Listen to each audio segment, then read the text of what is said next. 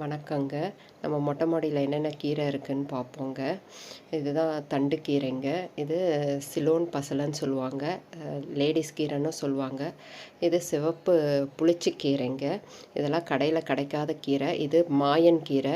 இதில் பால் வர்றதால இதை ஒரு ப்ரொசீஜரில் தாங்க யூஸ் பண்ணணும். இது சிவப்பு பசலைக்கீரை. இப்போ தான் கொடி வளர்ந்து வருது. இது குப்பை மேனி கீரை, கொஞ்சோண்டு எடுத்துக்கலாம். இது பண்ணைக்கீரை.